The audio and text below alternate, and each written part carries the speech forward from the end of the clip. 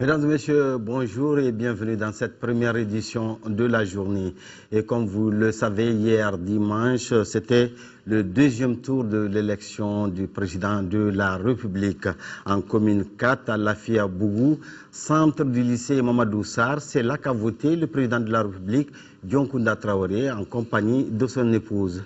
Après avoir accompli son devoir civique, il déclarait ceci: par le scrutin de ce dimanche, nous allons départager les deux candidats en lice et nous aurons conduit une transition réussie. Un reportage de Amadou Sankari. 2 semaines après avoir accompli son devoir civique au sein du lycée Mamadou Sarr de Lafia-Bougou, dans le bureau numéro 10, le président de la République par intérim, Dioncounda Traoré, revient pour faire le même geste. Et hop, il glisse son bulletin dans l'urne. Après avoir voté, le chef de l'État se réjouit et appelle par la même occasion les électeurs à sortir pour départager les deux candidats en lice. Le premier tour s'est très bien passé et qu'aujourd'hui nous avons départagé deux candidats, Ibrahim Boubacar Keïta et Ismaïla Cissé. J'ai voté et je suis certain que ce second tour permettra aux Maliens de désigner leur prochain président. Je crois que le taux de participation que nous avons atteint n'a probablement jamais été atteint au Mali. Et je crois que ça, c'est déjà un pari que nous avons gagné. Le fait qu'il y ait des bulletins annulés, ça veut dire simplement que les électeurs n'ont pas voté correctement. C'est aux électeurs de faire attention et de faire en sorte que leur vote ne soit pas annulé. Ça n'est pas en soi une irrégularité dans le vote. Pour le président Traoré, par l'organisation de ce scrutin, notre pays s'achemine vers une transition réussie. On peut dire d'ores et déjà que la transition est réussie. Maintenant, nous allons entrer dans une nouvelle phase, la phase de reconstruction de l'État malien et d'unification du peuple malien. Au centre de vote du lycée Mamadou Sarr, les 12 bureaux que compte ce centre ont tous ouvert à 8 h, malgré la pluie qui s'est invitée à ce rendez-vous électoral, ce qui n'a d'ailleurs pas découragé les électeurs. À Korofina Nord, au groupe scolaire Baber Santara, le chef du gouvernement Django Sissoko était parmi les premiers votants de la matinée. Le Premier ministre souhaite que ce rendez-vous électoral annonce une ère nouvelle pour notre pays. Khalifa Naman Traoré. La pluie qui a arrosé la capitale en cette matinée dominicale n'a point entamé la volonté des électeurs du centre du groupe scolaire de Korofina Nord d'accomplir leur devoir civique. Parmi ces nombreux citoyens, le Premier ministre Django Sissoko. Arrivé dans la cour de l'école Baber Santara à 8 h 33 minutes, le chef de gouvernement s'est soumis aux différentes exigences du vote dans le bureau numéro 1 avant de glisser son bulletin dans l'urne. Pour lui, ce deuxième tour de la présidentielle consacre le retour définitif du Mali dans le concert des nations. Nous pensons que c'est vraiment la consécration, une consécration parce que ça ouvre véritablement la voie à la sortie de crise, après une transition qui, bien que n'étant pas très longue, a éprouvé suffisamment le peuple malien. Et nous souhaitons que ce second tour se déroule dans la paix, dans la communion, que ce soit une véritable fête pour les Maliennes et les Maliens. Quels sont les vœux que vous formulez à ce Mali post-crise? À ce Mali post-crise, c'est la paix, la sécurité et surtout le développement. Et le retour du Mali dans le concert des nations libres, attaché aux principes universels de la démocratie. Le groupe scolaire Baber Santara, un des 16 centres de la commune 1 du district de Bamako, compte 11 114 électeurs, dont 5 068 femmes réparties entre 23 bureaux de vote. Ils sont plus de 6 000 observateurs à scruter les opérations électorales de ce deuxième tour. Parmi le lot, les observateurs de la CEDEAO, de l'Union européenne et du réseau APEM. Notre équipe de reportage, dirigée par Alousseni Touré, a suivi les observateurs sur le terrain. Et voici son reportage. Sous une pluie battante, l'équipe des observateurs de la CEDEAO, conduite par l'ancien président ghanéen John Kufuor et le président de la commission de la CEDEAO, assiste à l'ouverture timide du bureau numéro 9 de ce centre de vote. Je suis impressionné par le processus, l'organisation Tous les agents sont là, les délégués sont là. Je suis aussi impressionné par l'ordre dans lequel tout se déroule. Non loin, à Lafiabougou, Louis Michel et son équipe d'observateurs européens examinent avec munitie le déroulement des opérations électorales. Ça se passe bien. En général, ça a ouvert pile à l'heure à 8 h du matin, ce qui est quand même assez remarquable. L'identification des électeurs se passe beaucoup plus facilement aussi que pour le premier tour. D'une manière générale, il n'y a rien de particulier à signaler. Le réseau APEM est l'un des réseaux les plus structurés au niveau national. Avec 2100 observateurs et 93 superviseurs, le maillage est maximal. Nous avons mis en place au niveau de l'hôtel de la Radisson un pôle d'observation électorale citoyenne. Ce pôle d'observation électorale citoyenne est constitué de 3 chambres. Il y a la chambre technique dans laquelle on se trouve actuellement, qui est chargée de recueillir les données des 2100 observateurs nationaux qu'on a envoyés sur le terrain. Ils recueillent les informations, ils les analysent et puis ils les envoient au niveau de la chambre intermédiaire. La chambre intermédiaire, elle est constituée des experts analystes qui sont chargés d'analyser les données fournies par les techniciens de la chambre technique qui les décortiquent et qui les envoient maintenant à la chambre politique. Rappelons que pour ce deuxième tour, déjà plus de 6000 observateurs ont été déployés, dont les 2 tiers sont constitués d'observateurs nationaux. Reste à souhaiter que cette observation contribue à améliorer les élections futures. À l'instar des autres régions du pays, le deuxième tour de ce scrutin présidentiel s'est bel et bien déroulé à Kidal sans incident. Les électeurs se sont massivement rendus dans les 9 centres de vote ouverts à leur intention. Le nombre d'électeurs dans la région de Kidal s'élève à 35 393 pour 134 bureaux de vote. Un reportage de Fousseini Tunkara.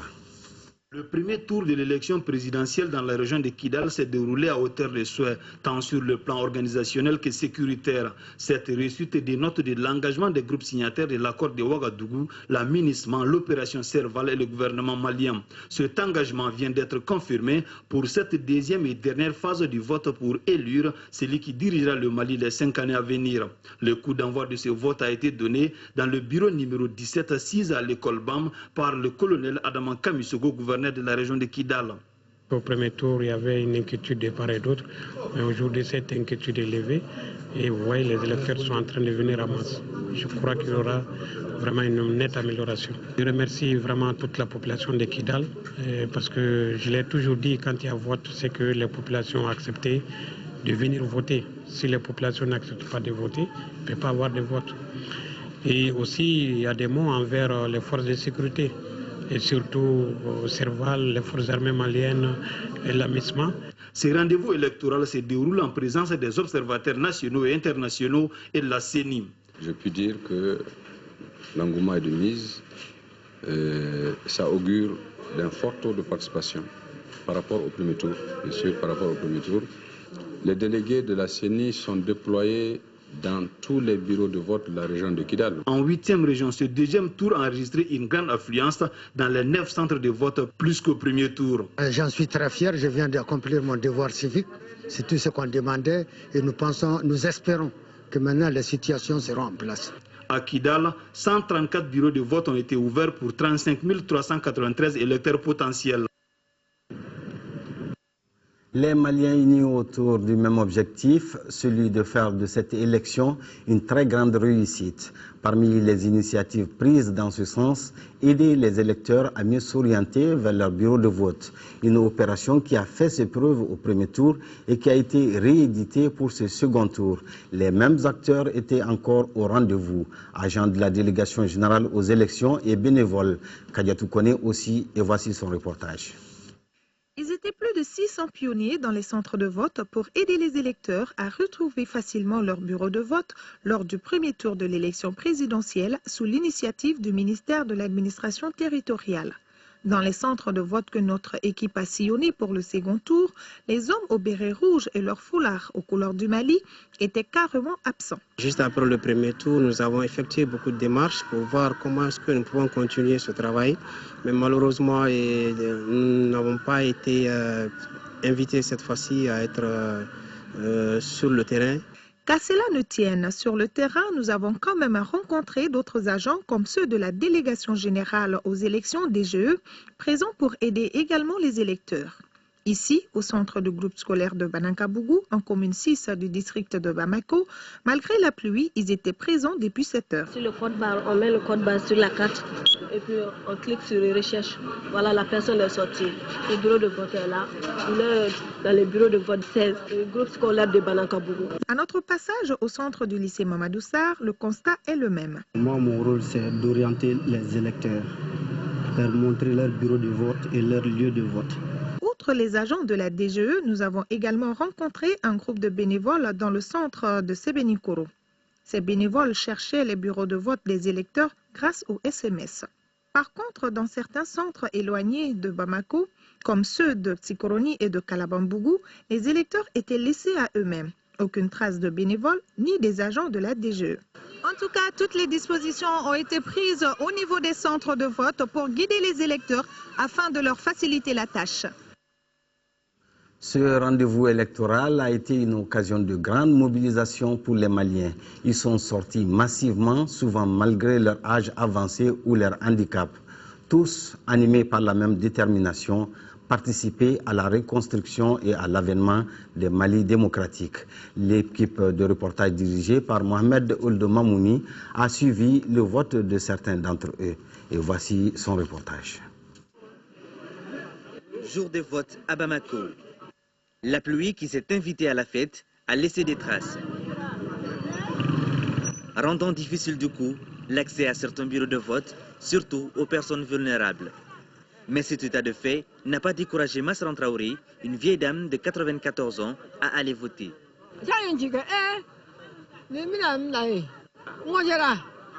À l'image de Massaran Traoré, d'autres personnes âgées se sont massivement déplacées dans les différents centres de vote de Bamako. Ils n'étaient pas seuls, les personnes handicapées étaient aussi au rendez-vous.